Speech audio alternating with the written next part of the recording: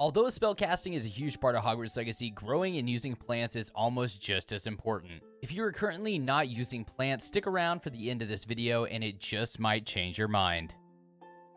Hey everyone, Blake here and welcome back for another video. If you're new to the channel, welcome. We are so happy to have you. Hogwarts Legacy has a ton of different ways you can play, but all of these ways lead to one thing: combat. And combat can be tricky, especially if you're playing at a higher difficulty. One thing that I've found that has made my life so much easier is the use of plants. There are 3 different types of plants that you can use in combat, which we will touch on individually. These plants are mandrakes, Chinese chomping cabbages, and venomous tentaculus. Although these all serve the purpose of causing damage to your foes in the world of Hogwarts Legacy, they all have different functions to give you the upper hand in any given situation. First, let's talk about the stunning plant, the mandrake. This plant of the nightshade family with purple flowers and forked fleshy roots almost resembles a human form. The mandrake releases a shriek when pulled from its pot. This shriek is enough to send enemies cowering in fear and agonizing pain to give you time to plot your next move. The easiest method to get mandrakes, provided you've got the funds, is to simply purchase them. While most vendors are hit and miss when it comes to stocking up on them, the one reliable source you can always go to for your mandrake fix is Dogweed and Deathcap, located in Hogsmeade. The mandrakes are sold for 500 galleons each here, which begins to be pretty expensive if you're going to use them enough. If you're planning on using a ton of plants, which if you're still watching this video, I hope you are, you should start buying pots or using the pots in the herbology classroom and start building your supply by growing them yourself. If you do choose this route to show off your green thumb, you will need to pick up some seeds from Dogweed and Deathcap. This place has everything you need, so if you have the money, buy everything. Both of the methods of getting mandrakes that I mentioned requires galleons, but if you're pressed for time and cash, you could also go scavenging for mandrakes in the wild. These plants do grow in the Forbidden Forest, although they are not a very common resource to find. Here is the best place to start looking though. Now it's time to talk about the plant that you'll likely be using the most, the Chinese chomping cabbages. When you first take the herbology class with Professor Garlic, you'll be able to pick up a few of these cabbages as a part of the class. If you go through this supply, however, you'll need to purchase some more, or get lucky and find them in the wild. Although you can find them in crates around the Wizarding World, they can be fairly tough to find. So it's easier to scrap a few galleons together and head over to Hogsmeade. Once again, we will be going to Dogweed and Deathcap. This is the northernmost shop in Hogsmeade, and they sell these cabbages for 300 galleons each. You'll also be able to find cabbages at a few traveling vendors around the open world, although Dogweed and Deathcap is the most reliable store for buying combat plants. If you're looking to make the most out of your galleons in the long run, the best option is to purchase seeds and grow them yourself in the rumor requirement. You'll need to first unlock the rumor requirement though, as well as purchase a spellcraft for a potting table with a medium pot from Tomes and Scrolls. Chinese chomping cabbages require a medium-sized pot, but can also be grown in large pots if that's all you have available. Once you have both items unlocked, head over to the rumor requirement and conjure a potting table with a medium or large pot using the conjuring spell. Then select the Chinese chopping cabbages option. It'll take about 12 minutes for the plants to grow. Once the timer is up, all you need to do is interact with the table again and harvest the plant. You can hold up to 12 of these cabbages at a time, but here in just a bit, we'll go over a talent option that you can select to increase the amount of cabbages you can use in combat. Last but certainly not least, let's go over what the venomous tentacula does. You can buy venomous tentacula or its seeds from the Dogweed and Deathcap store that we have visited already. This is why I told you to buy everything if you could afford it. The seeds will cost you 1,050 galleons and the plant itself will set you back 600 galleons each. If you plan to use them a lot, your best bet is to buy the seeds and grow them yourself, as it will work out cheaper in the long run.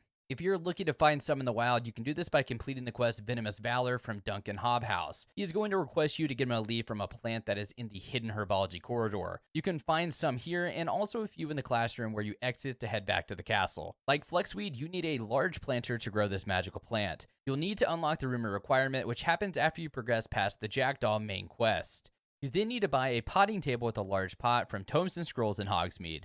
Once you have done everything, you will need to head back to your rumor requirement and plant some of these. They will take 15 minutes to grow before you can harvest them. Just like the cabbages, you can only carry 12 on your person at a given time, so it's best to use these wisely. Now, it's as simple as that. You have all the plants that you need for combat, but what if I told you there was a way to make your plants even more powerful with a few different talent points and gear upgrades? You could even use these plants to take down a river troll using no spells in the process. I know it sounds crazy, but believe me, stick around, you are going to want to take full advantage of this. You can upgrade gear in Hogwarts Legacy using the Enchanted Loom in the rumor requirement, enhancing stats in the process. The loom can be conjured during the main quest, the elf, the knapsack, and the loom. The Loom allows you to boost the offense or defensive stats, add a secondary stat, and imbue gear with traits. All of this allows you to boost the power of your character through a host of Hogwarts Legacy character customization options. The Hogwarts Legacy traits are a real shining upgrade out of the lot, as they will allow you to deal increased damage to various types of enemies and deal more damage with tools or spells. They are key to being able to really craft Hogwarts Legacy builds that suit your playstyle, so be sure to focus on the Hogwarts Legacy quests as much as possible until you unlock them. But the added bonus is that adding a secondary stat allows you to give the gear piece either a defensive or offensive boost, whichever one isn't on your gear already. So there is a lot of functionality when it comes to using the Loom within Hogwarts Legacy. Make sure you get moonstones to do the upgrading though. The main traits that we're going to be looking for if you're really wanting to do some crazy plant combat are Herbology 3, which significantly increases damage by all plants, Venom 3, which increases damage by the venomous tentacula, Fang 3, which significantly increases the Chinese chomping Cabbage damage, and Deafening 3, which significantly increases damage with a Mandrake. Applying these to our gear will make you a plant overlord, bringing down any poacher that tries to stand in your way. These traits can also be stacked, so say you wanted to focus on the Cabbages, you could place the Fang 3 trait on all of your gear and it would stack all of these benefits.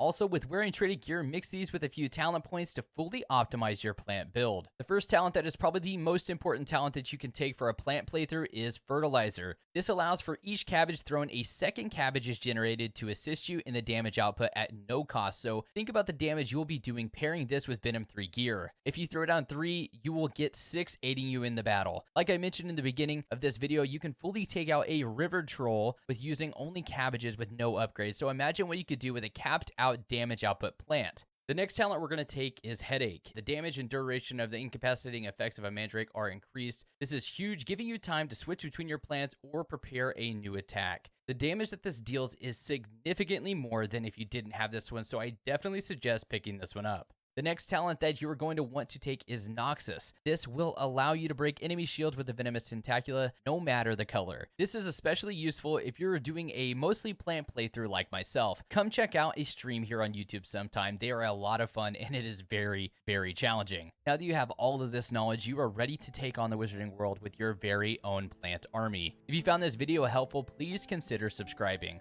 We just passed 1,500 subscribers and I can't thank you all enough. We also stream every weekend here on YouTube and would love to talk with each and every one of you there. If you would like to watch my last Hogwarts Legacy upload, click the video at the left, or if you'd like to watch all my Hogwarts Legacy videos in one place, click the playlist at the right of your screen now. If you enjoyed the video, a like rating is appreciated, and as always, I'll see you wizarding fans in the next video. Have a great day.